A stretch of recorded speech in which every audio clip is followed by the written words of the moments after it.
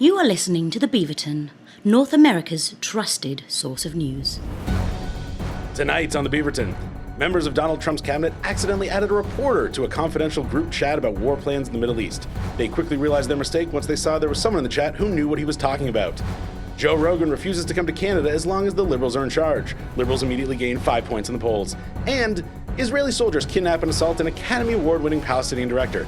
The IDF defended their soldiers' actions, saying his Oscar statue was hiding numerous high-level Hamas targets. That's right, it's time to start making fun of the news once again. It's the Beaverton Weekly Report for March 26, 2025. Welcome back to the show, everyone. So glad you're with us for our second episode of the relaunch. Thank you so much for everyone who listened to our first episode. We had no idea what to expect and had no idea we'd get any listeners, considering the number of people who were probably mad at us for disappearing for so long. And so to get such an enthusiastic response was amazing. We hope we can keep building this thing to an even greater level, and we can't do that without you. So thank you so much. And I am thrilled to be joined this week by regular returning panelists Nile Seguin and Clare Blackwood, and making her debut, our fourth regular panelist, Megan MacKay. Welcome. Yeah. Yay. I killed Ian and took his spot.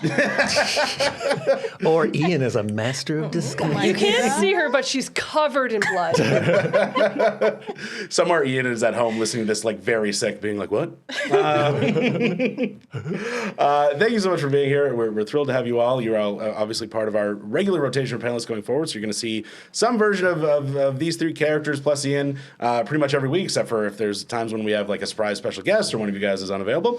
So yeah, we're so thrilled to have you all. As I said last week, and say again, it's insane that you all agreed to do this. You're all so funny, so thank you so much. We're going to dive into our top story in just a second. Quickly, I know, Nile, you wanted to clarify something from last week. Yeah. So last week, I did a joke about we were doing the Mark Carney looks like jokes. Mm-hmm. One of mine was he looks like central casting for dad struggling to understand his daughter's choices. And someone on Instagram pointed out, anyways, long story short, that one of his kids is trans, which I was not aware of. So my bad. Sorry about that. Yeah, what I was going for, in case anyone cares, was if you're watching White Lotus Season 3, there's a dad on there whose kid is going to stay in a Thai Buddhist monastery for a year, and he can't get his head around it. He's got a lot of other stuff going on. I was going to say, that's so low on his problems list, but it's the thing that takes up most of his time. If you were to put the photo of that guy next to Mark Carney, you'd get them, but it would take a minute. Yeah, no, he's also Draco Malfoy's dad in the Harry Potters for any people exactly my age out there. But he's wearing a very long blonde wig in that, so it doesn't really compute the picture. No, I think, and for those we're also unfamiliar with that story. I mean, I found out about it later as well. But essentially, it's Candace Malcolm, who's a nightmare human who is a starter of a far right news site called like True North or something like that, and she essentially released this story about Mark Carney's kid going to the Tavistock Clinic in the UK. It might all be bullshit. There's a lot of details that are unclear about it. Obviously, we would never make fun of anyone coming out as trans, and obviously, fuck Candace Malcolm for outing someone as trans. That's none of your business. If it is true, you're a shitty reporter, either way, and go fuck yourself, Candace Malcolm. You suck. Nile didn't sign off on any of that. That's just me. Get him! I did. Get him! Yeah, She's added a lot. The first draft was mine.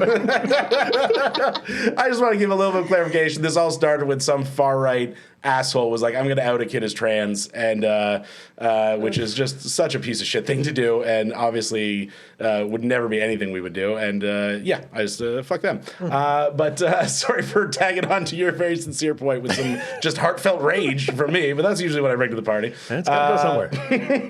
Why don't we dive into our top story before I get us in more trouble? Guys, I don't know if you've heard, there's an election happening in Canada. Oh my God. Wow. The writ has dropped.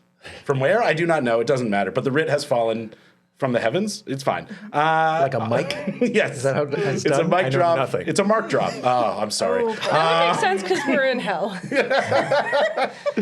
Well, yes. Already sick of leading the government he put in place 5 seconds earlier. On Sunday, Mark Carney asked Governor General Mary Simon to call an election. And after checking that's the one thing the Governor General does, she agreed. The election will be happening in April. This will be the first election since 2021, fourth since the Liberals took power in 2015, and of course the first since 2011 to not feature Justin Trudeau. Panelists, we've been through a lot of elections in our lifetime, especially the last few years. We've all seen things that happen every time around. Do you have any predictions on how this election will go? I would say Poilievre gets a sponsorship from Big Lumber. Nice. We're really building out the Poilievre loves wood. Like, I'm gonna hammer this into the ground. Pun very much intended. I have a prediction that at some point we will get so sick of the other leaders that thousands of English Canadians will Google to see if they can vote for the Bloc Québécois on their riding. I got Jagmeet Singh. It's Jagmeet, right? Yes. Jagmeet Singh, seeing the writing on the wall, will go full WWE heel turn, and he'll just show up shirtless to debates, drinking 2 cans of beer off of the top of a turnbuckle, and yelling his catchphrase, and I did work on this, climate justice, a living wage, and you be, I just kicked your ass! I thought there was going to be a more natural connection to the wrestling stuff. No, just a hard left turn. It's just that. It's just that. And also, the NDP will still come in 7th. Yeah. Despite everything. Yeah, behind the second Green Party. I think Pierre Poilievre is going to attempt to win the common man vote by visiting Port St. John wearing like a cute little sailor suit.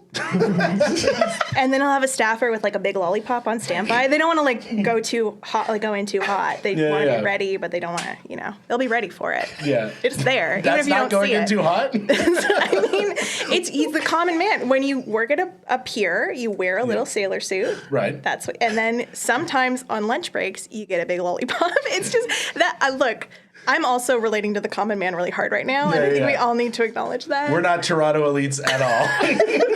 When you work on a pier, you wear a little sailor suit. Not when you work on a ship. When you work on a pier. On a ship, you wear a big sailor suit. Oh, sorry. We've just lost both sides of Canada. There you go. That's what happens when you bring Megan onto the podcast. Take out Ian, lose all of Canada. One joke. I think Poilievre's going to lock Danielle Smith in a closet until all the votes are tallied. Oh, that'd be smart. Put her in the underground bunker Doug Ford hid it in 2019. I got Poilievre's just going to go full, you goddamn right, I ordered the code red, and he's just going to start extolling the virtues of us becoming the 51st state. Like, he's just going to go hard. And we'll still come in ahead of the NDP. I'm going back to that all day. Well, this I can guarantee will happen. An interview with a group of undecided voters will reveal the average voter is so uninformed about the issues that I will have to go for a walk to cool my head, lest I start rage screaming in front of my children. I think you should rage scream in front of your children. That's how they learn. need to In the learn. parenting books, they say it's have bad. to. Now, who wrote that? Come on. We all have to. You gotta. Because Some German scientists 200 years ago.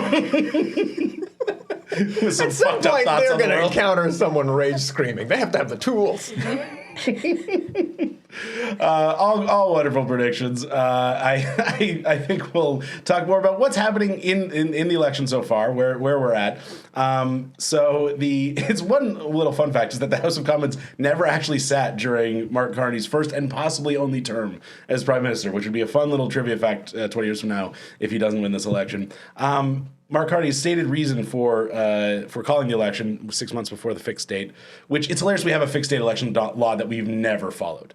Like, Harper put it in, immediately broke it. I think we've used it once in 2019. Oh my God, I forgot about that. By the way, clearly, if you don't already know, I am the least educated person on this panel. How dare you not remember obscure election laws from the Harper administration, Nile? God, Where have you been? I saw the Having note. a life? You sent the note, and I was like, we have a fixed election. Harper, There is literally no reason for you to know it because we never follow it. It's like laws against jaywalking. It's like, oh, that's nice that we have that. Anyways, here I go. It's astounding. But yeah, so he says the reason he needs to do it now instead of 6 months from now is same reason as Doug Ford. He needs a strong mandate to deal with Trump because if there's one thing Donald Trump respects, it's popular mandates in Canada. Yeah, like he's going to get in and Donald Trump's going to be like, oh, I'm sorry, sir. I didn't realize you were working with a strong mandate. What'd you get, 44% of the vote? Wow. Wow. Never mind that whole annexation thing. But so far, we've had a lot of stories happen up. I think it's great to go through where we're at currently. The big story that's today, as we record this, is that the Globe and Mail reported that CSIS learned the Indian government and its proxies helped raise money and sign up memberships for Poilievre during the Conservative leadership race, which was a story that I think everyone... It's like one of those things that when the story finally drops, you're like, that we already knew that, right? But technically we didn't, but we all kind of knew it. I think people like you knew it. I was like, wait, what happened? Okay, well, breaking news for Nile and old news for nerds like me, which is that CSIS has confirmed this. Now, the one thing I got to say as a disclaimer is before people, compared to some like real devious stuff like the whole Russia thing with Trump and everything, is there's no indication as far as I know that Poilievre knew about this or requested it or supported it in any way. And he also won the leadership race by such an overwhelming number that even Patrick Brown, one of his competitors, has come out and said that probably wouldn't have made any difference. All that being said, the most damaging part of it is that it gets back to his refusal to not get his security clearance.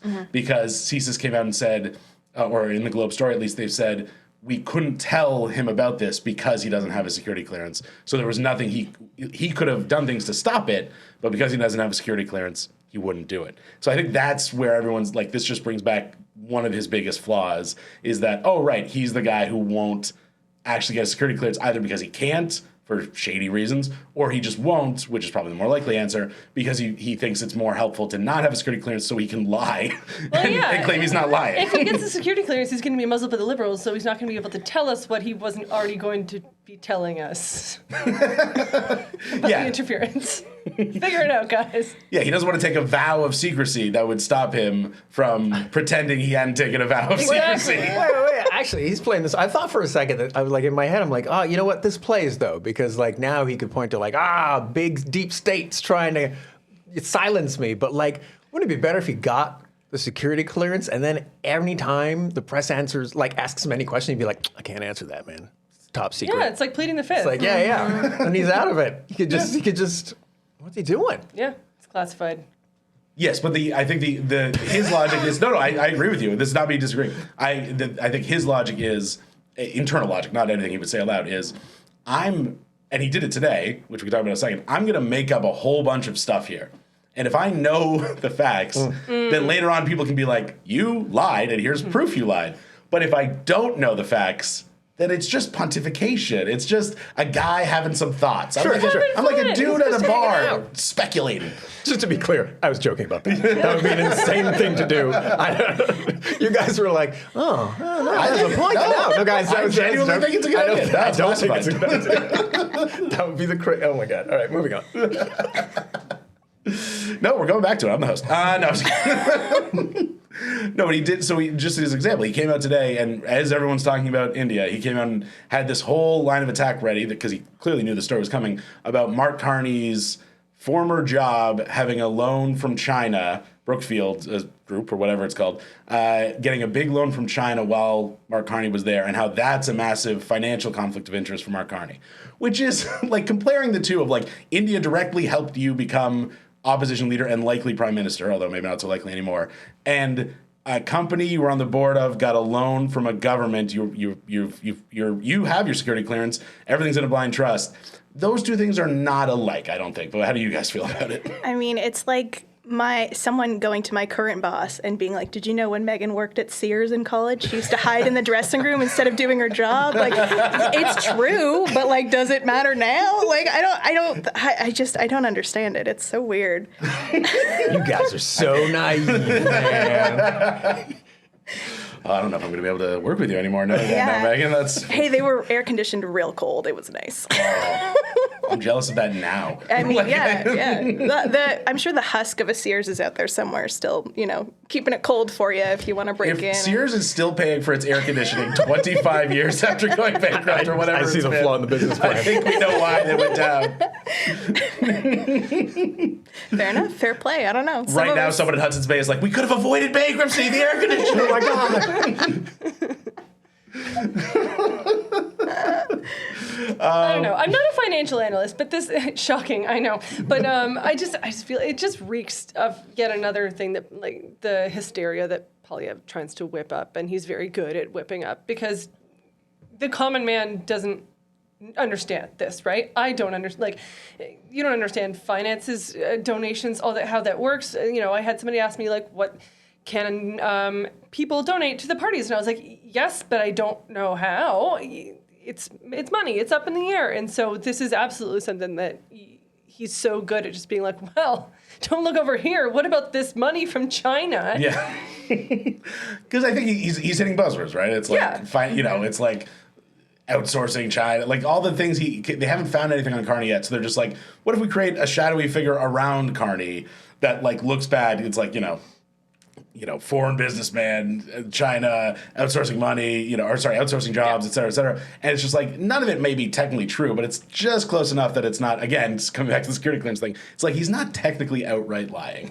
He's just misinformed. Yeah. And he's not going to get informed until after the election. Yeah. Am I being, I know I'm being an old man, but am I being that old man in that it feels like there was a time where they would lie, but not lie, capital L, all caps lie. Yeah. They would be like, oh, okay, I'm gonna like forget some stuff or massage the actual facts. Now it's just like I'm just improv. It's just clap focus. Because they can.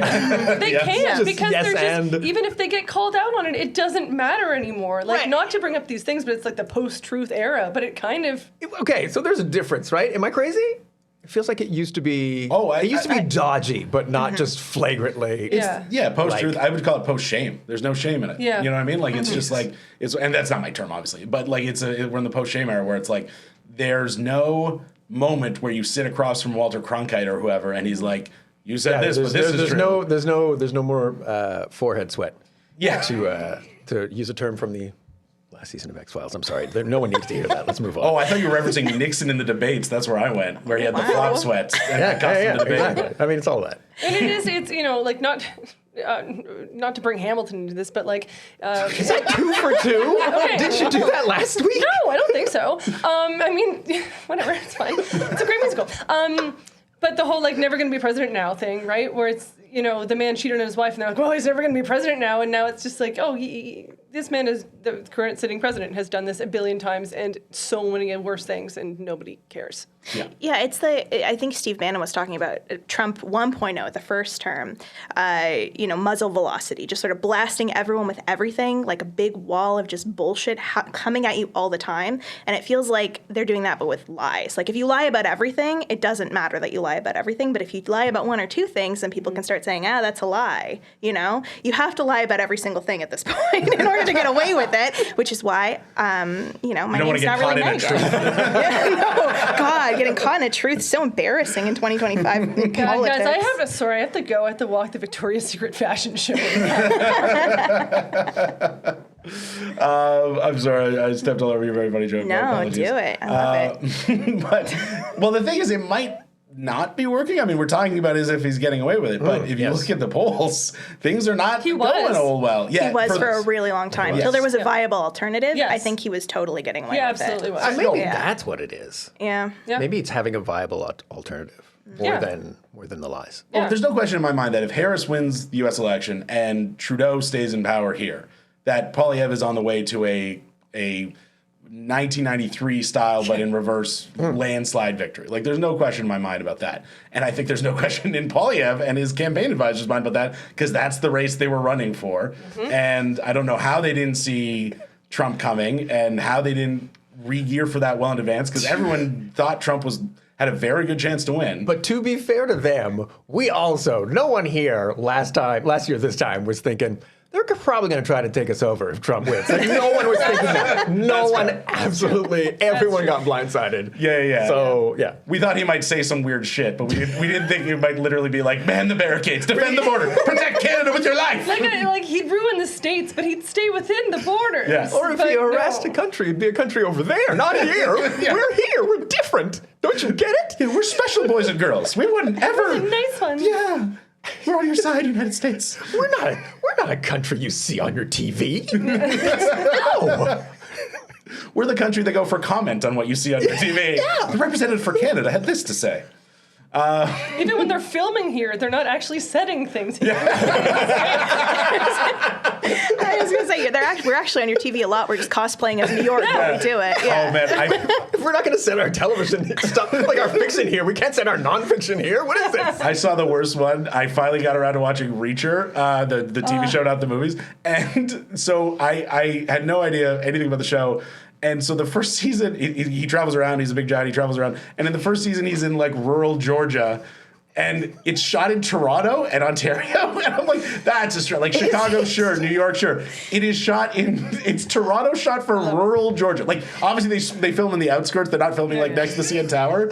But like, talk about that for a stretch. It's like, well, I'm down here. And it's all Canadian actors in the supporting cast too. It's all people we know. I've gone out for the show so many times. Like, at least season 2 is set in New York, whatever. But like season 1, it's all people we know being like, well, howdy, y'all. I'm down here in Georgia. We just love our peach pie. And we definitely don't play hockey, eh? You destroyed Meg at like the beginning. I don't know what happened. I need to rewind for a second, because is he canonically a giant? Because he just gets larger every season. I don't watch the show, but I'll watch a trailer, and I'm like, how is he a foot taller? What is Reacher doing? I love the running joke that it's just like, oh no, this guy's gonna try to fight Reacher. What's gonna happen? Well, in the third season, they introduced a bigger man. They were like, it took 3 seasons to come up with the concept of a bigger Reacher. His kryptonite, a bigger Reacher. Some story editor in the room. Okay, what if there's a guy but bigger? What? We're so glad we brought you in. What's great about this is that's a very visual idea, right? This giant man. Yeah.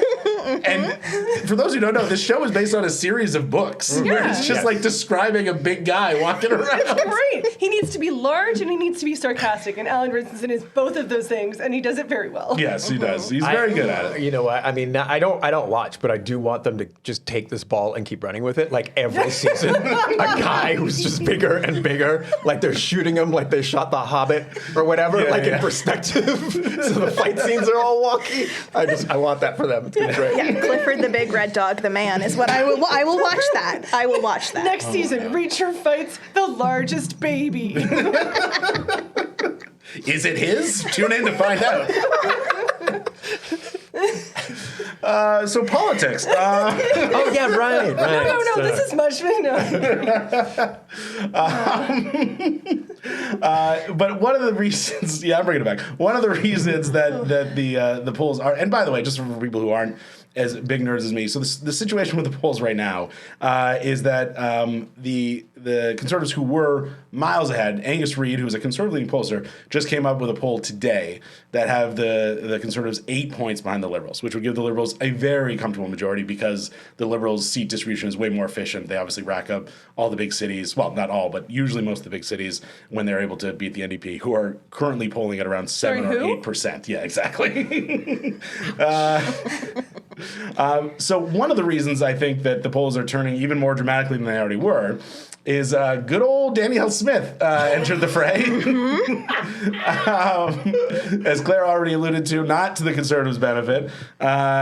She's had a week. Yeah, she willingly gave an interview with Breitbart, which, for those who don't know, good for you, is Steve Bannon used to run it, speaking of Steve Bannon, extreme far-right, website, newspaper, media organization, whatever you want to call them, in which she relayed that when she met with Donald Trump, she asked him to put the whole tariffs and annexation talk on pause in order to help Poilievre win. And then immediately came out, when the story broke a couple weeks after she gave the interview, came out and said, I would never do such a thing, as if there wasn't audio of her saying it. Like, as if someone had leaked the story to a reporter, but there was no proof. Like, she said it. We saw her say it. It's like one step away from, I think you should leave the guy in the hot dog suit being like, we're all trying to find who did this. Who knows? Anyone could have said that. I just, there's a lot of people named Danielle. But, what was your reaction when you heard that? Do you think she's trying to help Carney win at this point? I think she's just playing the good cop, guys. I think we all know that good cops, their main purpose is to go on alt-right podcasts to try to convince the bad cops to hold off on their illegal activities until they get what they want, and that's why we should fund the police. I'm kidding. Oh my God. I was going to say, that it was a very funny metaphor, but it's also I kind of think that almost to a certain degree. Wait, cops do have podcasts now. There kind of is that. Wait, who's Canada in this metaphor? She's the good cop, She's the U.S. is the backup? We're the criminals. We're the criminals. That's Canada. I think Donald Trump's the criminals. Then who's the bad cop? Yeah, the bad cop. He's the bad cop and the criminal. He's the bad cop and the criminal. Yeah. Okay. She's the good cop, as she said. Yes. Yeah. We're all cops. Everybody's a cops. cop. We're all Some of us cops. are good. Some of us are bad. Morality's ambiguous. It's fine. I'm the Joker. Okay.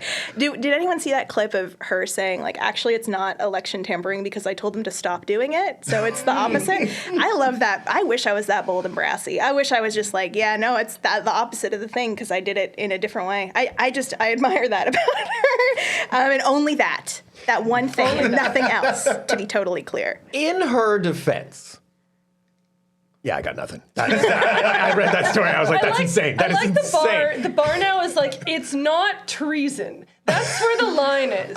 It's not. Here's the thing. So, But like the fact that people had to go and clarify that. so there's this like small petty part in me that's always thought like, you don't have to be that smart to be like to lead a province. But then there's like the intellectual part of me like, dude, come on. Yeah. Like winning a leadership race and winning a province is you gotta be smart. And now I'm looking at this and I'm like, do you though? Because like how? There's how? That's all I got. There's no joke at the end of this. It's just me yelling how over and over again. How does she I think not that's what know? most people in Alberta are doing right now. I mean, It's literally, astounding to me. Look at what happened. Like, it came out yesterday that they accidentally added a journalist to their top secret, super cool little group chat.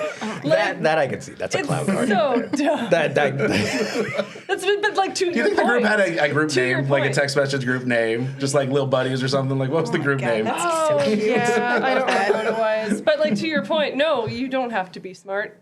Yeah. There are different levels of intelligence and different There types of are. intelligence. You know what? There's intelligence and there's cunning.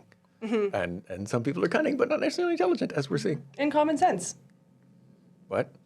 In like intelligence and cunning and common sense. Okay. That's Wait, what is common sense a third thing? I would say. Okay. Okay, we're all cops. Some of us are good, and some of us we can work through this, guys. Which one of us is neutral good? Flip a coin, roll a d20. I completely agree with your point, Claire, that Danielle Smith taps into something that isn't obviously academic book smarts, but she is, able to connect to people on a certain level. I do think that level is playing to their worst impulses and lowest common denominator. And on some level, you got to kind of accept that people have those impulses and will vote for them.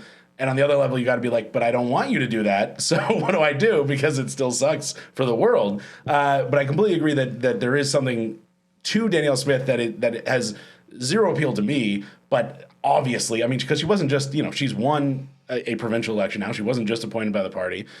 She has a certain level of popular support.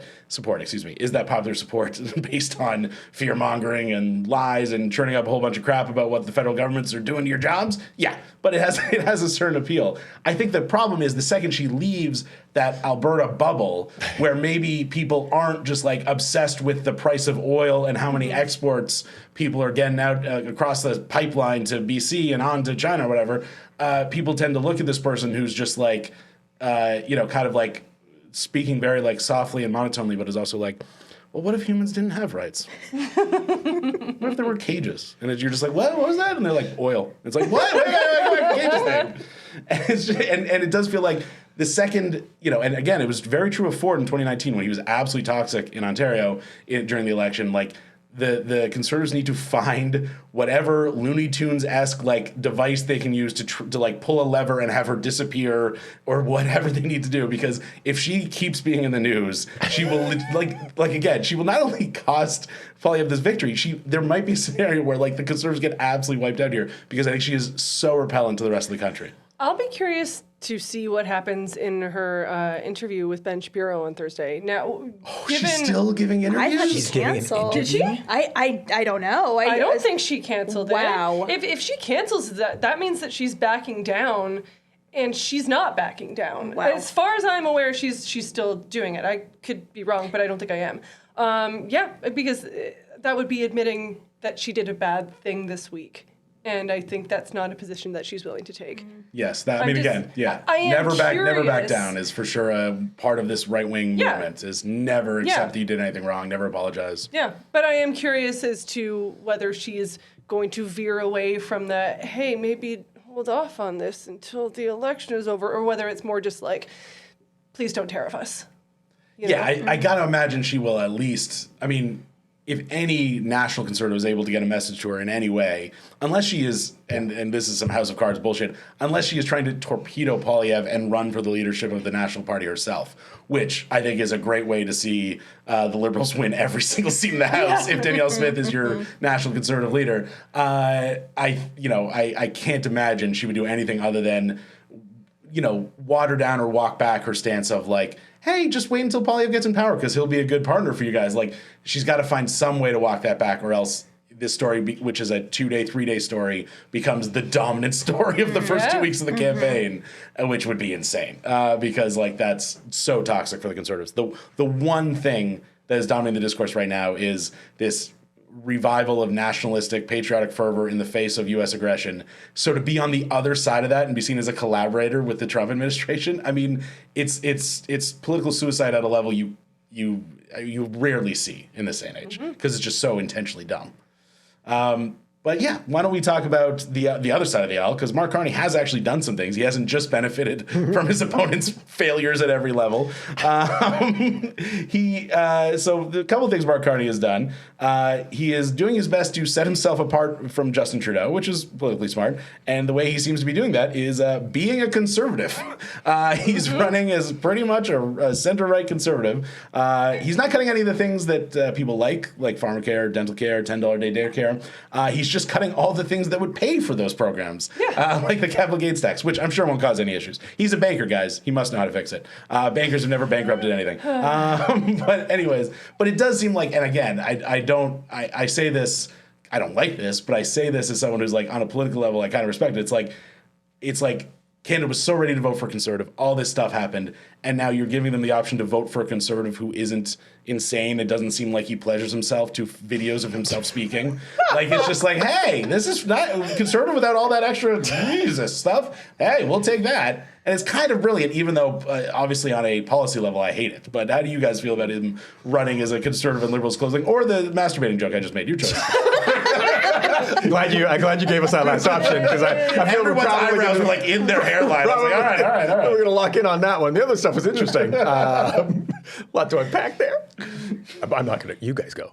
I mean, no, I'm kind of the same opinion. I'm just like, let's just get him in. Let's just get him in, and then we can move in from there. Let's just get Poilievre out of the picture as a threat, just him. Because I think even if / when Carney gets in, this whole what fuels Poilievre's base isn't going to go away, and so I'm going to be curious just to see like how he deals, if he deals with the rise of this kind of right-wing mentality that's currently fueling Poilievre.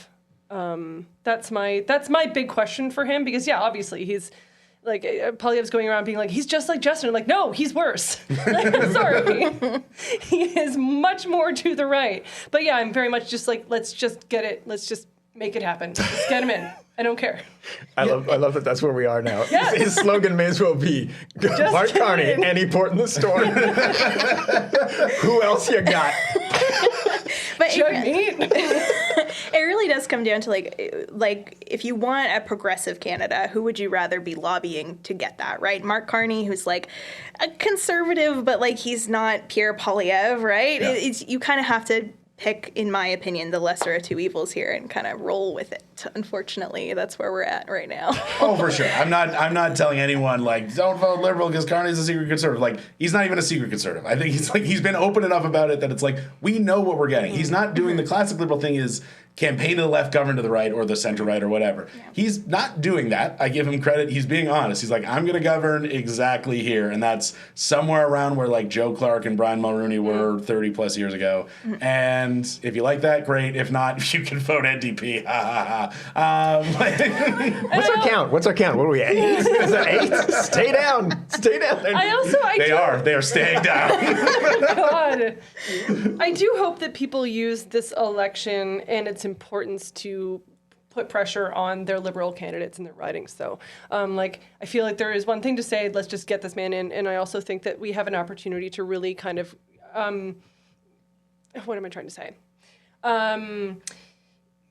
Convince them of what we want. Because there's no better time to do that than an election, I think, because they want it's close enough, the votes are close enough that I just want us to be able to put the screws to our individual candidates. Yep. Because they're not guaranteed this election. So we can say, yes, he is very center, he's possibly center right, but I'm like, maybe there's a chance that we can drag them kicking and screaming just a little bit left as opposed to just going, well, they're going to be center right. Because I feel like it's always the right moves right and then the center capitulates and then it just kind of goes that way. But I'm like, oh, The Overton window is just constantly yeah, like shifting. the election is a good time for us to try to drag them a little, I'm not going to vote for you unless you come this way. But if you do it, you got to have the crazy eyes. Oh, yeah. Because they're sitting there thinking, like, who are you voting for? Come on, let's be real. You have to have that look of like, I'll do it. I'll torture my vote. Party. I don't care. Yeah, I think. By the way, sorry, Megan, go I think ahead. the attitude of I can fix him is going to carry us through this election in a pretty major way. Yeah. Oh, it didn't work with any of my relationships, but this is the one. God damn. How did we get here? Well, I mean, I do think, and obviously, we all live in Toronto. If you live in a riding where it's not Liberals and Conservatives neck and neck, that gives you the opportunity to do what you're saying, Claire, which is be a little bit more, judicious with your vote. Not even judicious with your vote, but judicious with your, like, Just vote. make me, or like, earn it. I'm not just, you don't get it as a right. You don't get it because the other guys are so scary. Because in this riding, if not anywhere else, in this riding, the other guys are the NDP, who I maybe like more, but I know they have no chance of winning nationally.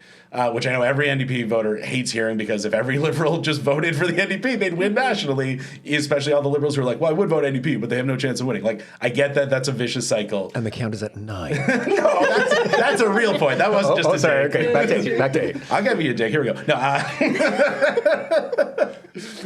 but no, I do think that's a very good point. And I know strategic voting has its flaws, but I do think like strategic, like debating with your Liberal candidates and like being, willing to engage with the process, especially in election time, is useful, because genuinely I think there are issues that people get so in a bubble about, and they don't know how people feel about them until they're on doorsteps, until they're at town halls. And I think the biggest thing we've seen on that in recent years is obviously the situation in Palestine with the Israel conflict. And I think genuinely people in the left and center left were shocked by how important that issue was to people. And I'm not telling everyone that has to be their issue, but I'm just saying, like, that's an example of an issue that, like, I think genuinely, especially in the States, Democratic politicians were shocked by where the popular support of their voters was. And even though obviously it didn't result in Joe Biden changing his policies very much, there was a certain amount of, like, willingness to engage that wouldn't have been had the voters been where politicians assumed they were. So I do think that's, if people come to your door, it is worth having a 3-minute conversation with a MP or a person running, because it's like, okay, where do you stand on this? Where do you stand on that? Obviously, when they get there, they're one of 338 or whatever, and they're not going to have all the power in the world, but it's still worth the conversation. Anyway, sorry, very long tangent that just went on at length about what Claire said much more succinctly. Sorry about that. But it was hilarious. Yes, exactly. All right, the thing about the NDP, actually. No, I do have to bring this one up, because we've talked about the Conservatives, we've talked about the Liberals, and there is a third party. There's a fourth and fifth. By the way, and I'll just say this: can anyone? And I did not give you any hints of this happening. So, can anyone tell? There's 2 Green Party leaders. Can anyone tell me the other leader's name that is not Elizabeth May? His name is Jonathan Pitnell, and he's lovely. There we go. Okay, good. Well done. That's excellent. I would not have gotten that. I've had coffee with the guy. He's really nice. Excellent. And like, they're lucky to have him, frankly. I agree. The 2 leaders thing is confounding. Are you kidding? It's so on brand as the Green Party. Of course it's going to be a throuple. Of course. They're so far ahead of the game. But like, opening up their... Look, I know it's an abstract conversation, but like, who would be prime minister? Oh, are you kidding? That's a 2-person job. Yeah. You get one, it gets a little like saucy, like starts dropping in the polls. You tag in. Tag team. Oh, and like if they, like in the House of Commons they had like the tearaway pants like in the NBA, that'd be awesome. Does For no Jonathan reason. And it's drops still a a suit. smoke bomb, and then Elizabeth shows up. I'd love that. Big horn for the substitution. Maybe it's like that season of Buffy where the bad guy is like 2 people and they keep switching roles depending on the situation. I'm not saying Elizabeth May is a bad guy. You get it. Anyways. I will say it was a lot like meeting Mom's new boyfriend by surprise. Being like, who's this? What do you mean this is my new dad? I'm not calling you Dad, Jonathan. You have to earn it, Jonathan. I'm not going to go recycling with you just because you're my mom's boyfriend, Jonathan. You have to work for my vote. Jonathan. I don't want to meet your kids. Dear Jonathan. Sorry, Jonathan seems nice. Sorry. I wrote that before I knew you were nice, Jonathan. I'm sorry. But she She still said it. So, of course, Captain Ignorance over here. Do we know why 2 leaders? Well, they did have a pretty big controversy with their last leader that we don't need to get into the weeds of because I sincerely don't remember all the details of, and I don't want to misspeak. I think, so then they brought back in May, but then they were like, well, we can't just have you because you're the old guard, we need the new guard. And so now this. But why they didn't just move on from May, I don't know. Wow. I don't know. Okay. There's probably like a commune of Green Party voters who had to wave some sage around, and then Elizabeth May appears, and she decides whether she'll be leader for another term. I hope the Green Party people are listening to this. Your branding is awful. Like we're kind of quote unquote educated. I'm voting people. Green Party, and we think that it's just a commune, just people like using crystals. Yeah, it's like, the white smoke billowing out of the Vatican, but it's just all pot. And what kills me is that I'm pretty sure they have very reasonable policies. The last I heard. It's got to be infuriating. You see the smoke come up and means that they've chosen another leader. They just keep adding them. It's like a hydra. You cut off one head and another Two more shall rise in its face. The debate is just like a busload of Green Party candidates come out. Okay, so I guess 30 seconds per candidate. We're going to be here for 2 days. They have like an A squad and a B squad. The B squad does the French debate. The A squad does the English. I don't know which one to shoot. Wow, that is you know what? Apologies to the Green Party. This is an amazing strategy. You're so stupid. If you just don't like one person, you just get a new person. That's brilliant. Keep doing that. Yeah. Oh, man. Okay, so I think we've summed up the parties pretty well. Yeah. We never got to the NDP, but that is probably thematically appropriate. Is that 9? Yeah, it counts. The last thing I want to ask about is, and this happened a bit ago now, it was just after we recorded last time, which was that Trump came out and disavowed Poilievre and said he'd rather see the Liberals win. Do you think anyone believed that? Or do you think everyone kind of assumes that was I know I'm toxic, so I'm going to say I'm supporting the other guy so that actually you'll vote for the guy I want? So, as someone who was born yesterday and has had 8 lobotomies since then, it seems credible to me. Yeah. It seems legit. I don't know why people think it's like, it seems fine.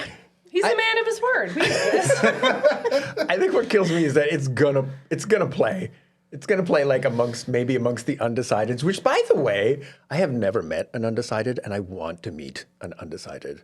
Like someone who switches from, I'm like, how do you get to adult? That's like being like, I like peanut butter, but 5 years ago I didn't, and now I do, but now 2 years from now I'm not. I'm like, you either like peanut butter or you don't, man. Like, what's your corner? It's so mind-blowing. It's more like, I like peanut butter, but I also like getting punched in the face repeatedly. I don't know which one I want right now. It's hard to tell. My apologies. Chocolate undecided. I'm sure there's a very good reason for it, but it's just to someone like me, it's baffling. I like chocolate covered getting punched in the face. Oh my God, yeah, me too. I mean, I think the short answer is undecided. People think undecideds are like people who like toe the center line and like go left sometimes and right sometimes. It's just people who don't pay attention. Yeah. It's just people who are not paying attention to politics. Yeah. And so vote on, and I know this is going to come off as condescending and bullshit, but like vote on very often very superficial matters, like vibes. Yeah, vibes-based candidates. I literally had this conversation with an old coworker of mine, sweet man. But he was like, I hate Justin Trudeau, and I was like, why? Because he was, you'd meet him and you're like, you're quite a left-wing guy. Like, he's supportive of a lot of left-wing issues, and he's like, I hate Trudeau. And I'm like, why? He's like, he just has bad vibes, man. And I kind of thought, I was just like, I don't know what to say to that. I got nothing. Good for you. You know what? You stick with your vibes. What's so infuriating is that they don't have enough, they don't care enough to find out about the issues, but they care enough to vote? Come on, just stay home. Just stay home. I'm not saying he votes. Yeah. I'm just saying that guy 1,000% votes. Oh, I don't know. For sure. I don't know, but he just didn't like him because vibes, and I absolutely agree. Especially in Canada, I think it's harder to understand undecided voters in the States. But in Canada, it's just like, well, now you have Carney and Poilievre, and if they're essentially besuited white men who are conservative. I can understand if you don't pay close attention and you are somebody who has way more things to think about. You have bills, you have groceries, you have kids, you have all this kind of stuff, and you just, turn on the TV every so often to see Pierre Poilievre saying, I'm going to lower your taxes, I'm going to do this, and getting mad on your behalf, hypothetically, I can understand why you're like, oh, I don't know. Yeah. Okay. I don't know. It's confusing to me. Yeah. Because, if I didn't care, I would stay home.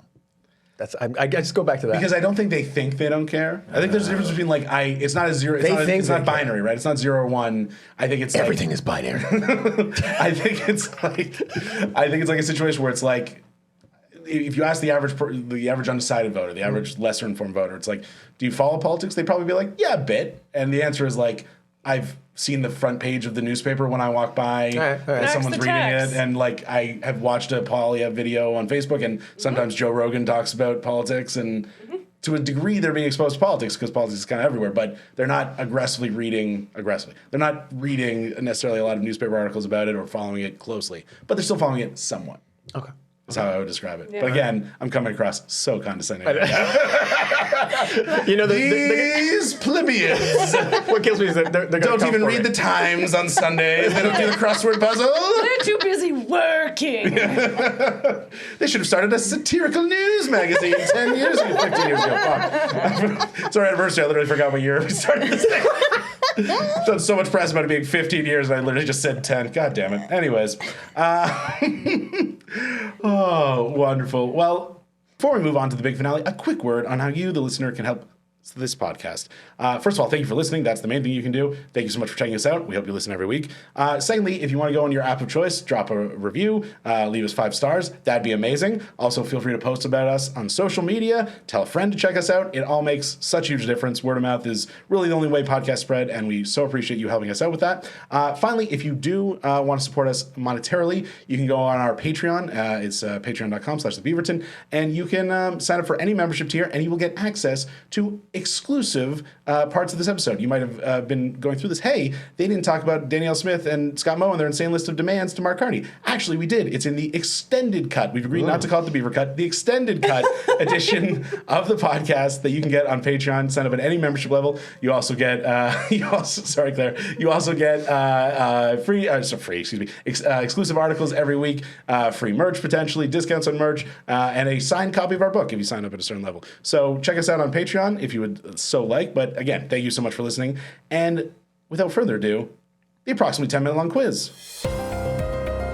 It's the approximately 10-minute long quiz, brought to you by Time.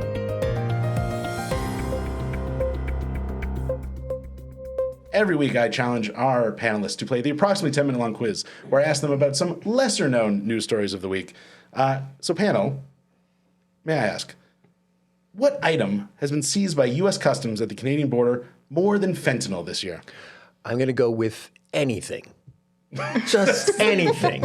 Any item has been seized more often than fentanyl. Genuinely, that might be accurate. I think I'm going to give you the point if no one else gets the specific answer, because I think you're right. I'm going to go with civil liberties. Oh, nice. Also broader, but also good. Mm-hmm. I think it's jazz cigarettes, baby. The old sticky wicky. The Jolly Green Giant, the Oopie Goopy 420, Blaze It Batons, the Stinky Madam Secret, Wham Bam Thank You Ma'am, First Pass the Puff Puff Posts. I wanted more. Wow. That was phenomenal. Yeah, you're welcome. It better be right or I'm leaving. That's my Danielle Smith demand. I mean, sincerely, that actually might be right. I didn't look up how much jazz cigarettes have been seized at the border this year, but statistically, it is probably more than fentanyl. Does anyone like to take a try at the real answer? I got nothing. Eggs. What? Eggs. And not by a little bit. There have been 134 occasions of fentanyl being seized, which is down from, I think, roughly 170 last year, at this time last year. 3,254 times eggs have been seized at the border by Americans bringing over cheaper Canadian eggs into the border. Or I shouldn't say Americans, it could have been anyone, but bringing cheaper Canadian eggs into the United States. Egg smugglers? Egg smugglers. Wow. I mean, it's rough putting it up the butt because the shell will crack. Oh, I thought it was just a fake bottom on the truck. That's probably more likely what it is, but, in my head, we're having whimsy and fun. Interesting your mind went there. I recently watched Narcos, so, I know how it's done. But yes, so by, I don't even know how many percentage times that is. So by a dramatically larger time, it is eggs, because the U.S. has been, I think all their chickens have bird flu. That's not funny, but I think all their chickens have bird flu. And so their egg prices went through the roof.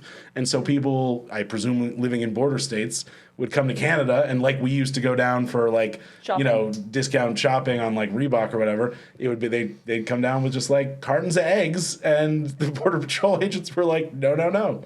Wait, what happened? Did They seized the eggs, and I think they got a fine. Oh, Yeah. no, I meant like, what happened to the eggs? Did they just egg the Canadian border post? Just be like, buddy, check this one out. They're just launching like Hail Marys across the border. They got another one. Sitting there with their egg-covered umbrella. These are our eggs they're egging us with. This is bullshit. It's humiliating. We do want more. So I'm very tempted to give you a point for anything. Because, 134 times fentanyl. Probably everything else in the world, has been seized more than that. I'm going to mull on that. We'll see how the rest of the game goes. We'll think about it. Okay, I have another, and this one, definitely a real news story. According to a study by, and this makes it so legitimate, casino.ca, what otherworldly experience are Ontarians most likely to have compared to other Canadians? I'm going to go with being butt probed by an alien, because Doug Ford cut the funding for actual colonoscopies. Wow. Damn. They signed up for it. They're like, yeah. I like Let me that. know if you see anything up there while you're learning about my species. Yeah, See, exactly. I should have gone first. I can't follow that. I had watching someone terrible for your province win elections over and over again. I had the smug superiority of being a Torontonian. It feels so good. It does feel nice. Yeah. I mean, this podcast has been proof of that. This entire podcast. Apologies. Us in our basement apartments looking down on the world. We're so cool, you guys. I'm so $3,000 a month. I don't know. Are we like? I'm as cool as I am hungry. Someone help me. I have a roommate and I'm 73 years old.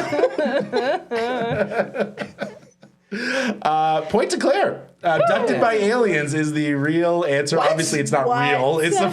I preface this by saying this is definitely a real story. It's definitely real. Yeah, so this casino.ca surveyed all the people who have been abducted by aliens in Canada and determined that Ontarians, percentage-wise, per capita-wise, are far more likely to be abducted. Yeah, but you know why that is? Because people in Northwest Territories don't snitch.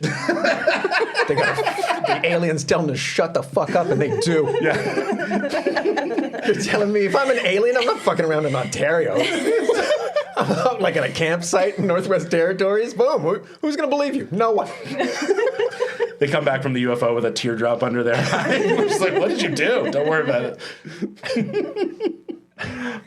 Teardrop tattoo, I should say.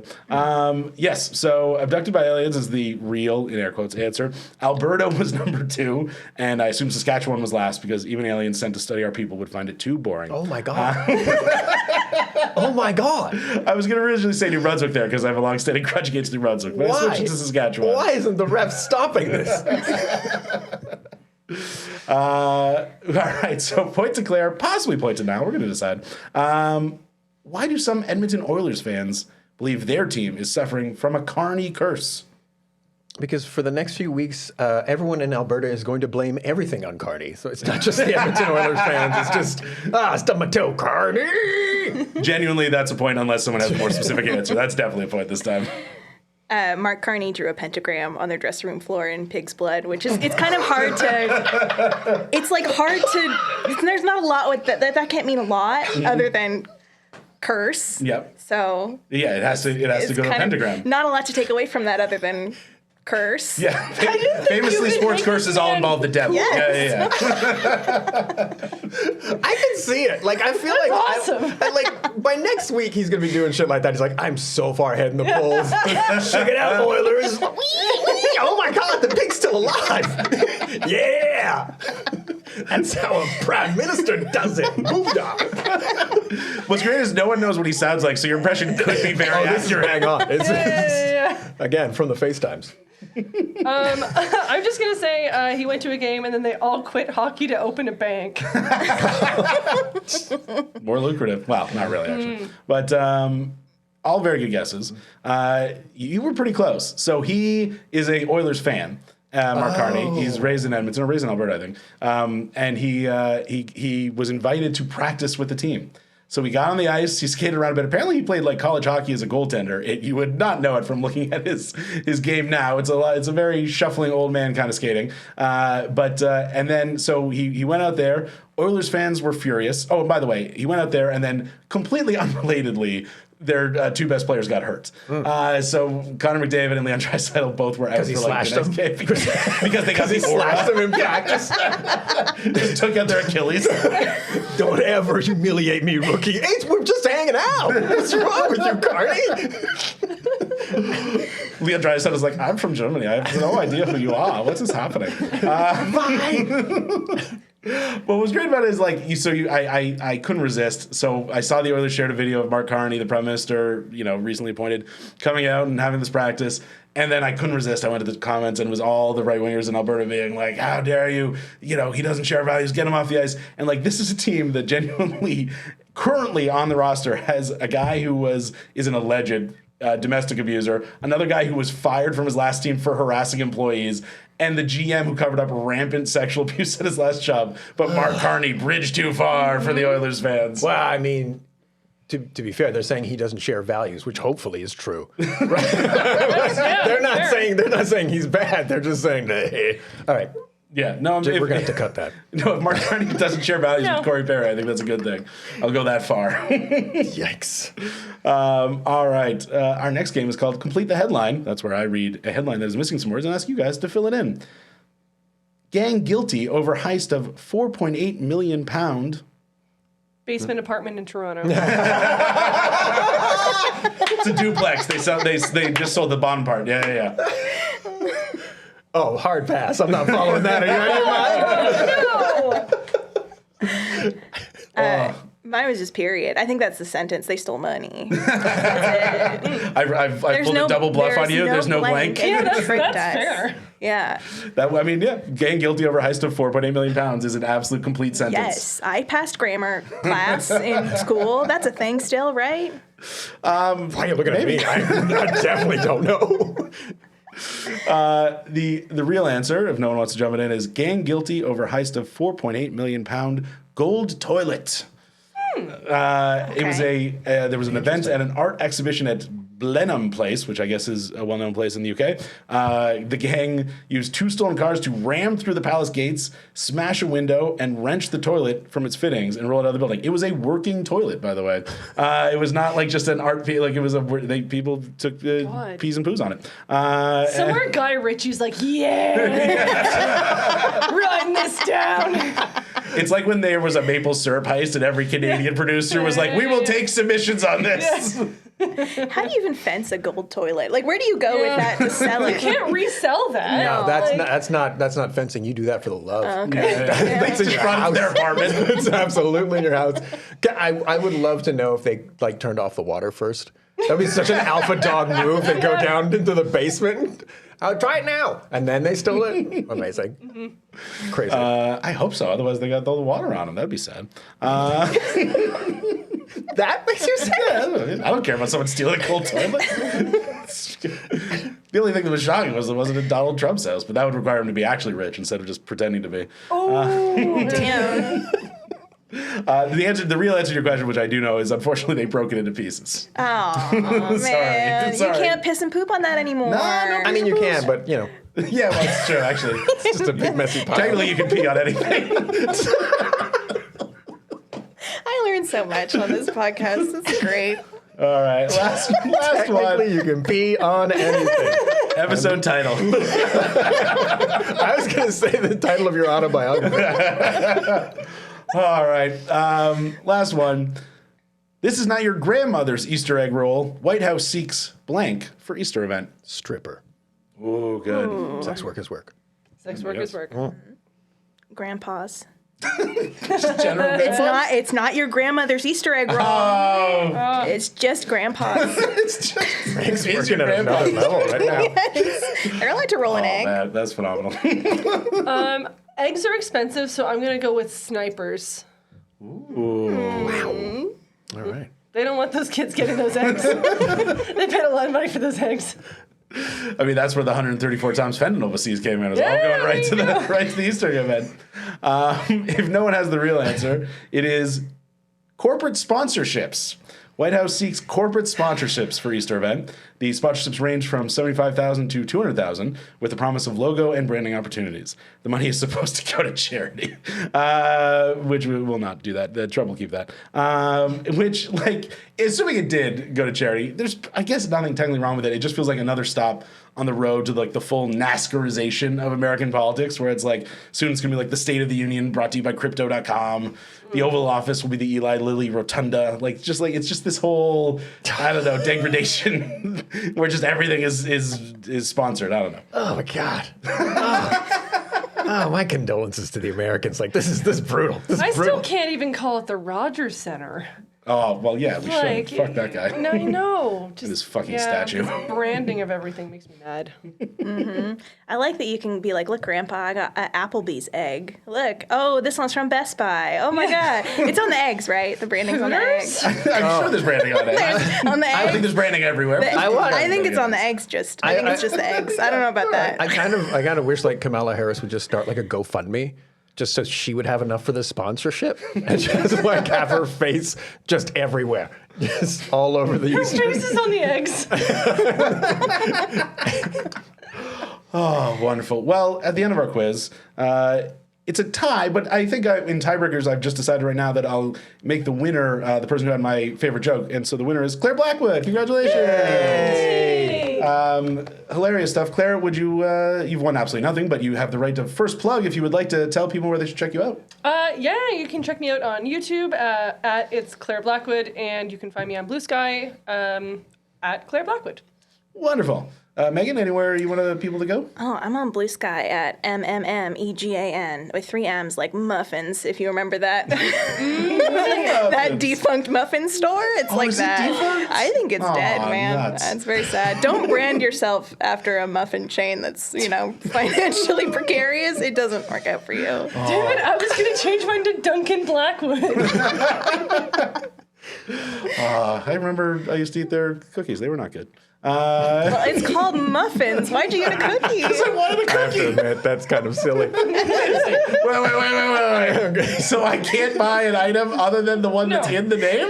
I mean, you can, but you can't complain that it's not good. So at a pizza place, you never get the wings? My God, no. You've all teamed up against me. We're on episode 2. Jesus Christ. You did this to yourself. No, plug something. I have a bit of a podcast addiction, so I have other podcasts. If you like good news delivered by this smartass, I have a podcast called Total Annihilation, which you can check out. And then I also have a podcast called Comedians in Dungeons Getting Dragons, where I DM a bunch of hilarious comedians playing Dungeons and Dragons, and it's super fun. Yeah, it's an amazing podcast. You guys got to check it out. Thank you. So thank you all for being here. Thank you everyone for listening. Follow the Beaverton on all your socials, and we'll see you next week. The Beaverton Weekly Report is produced by Andrew Rivamy in partnership with the From Superheroes Network.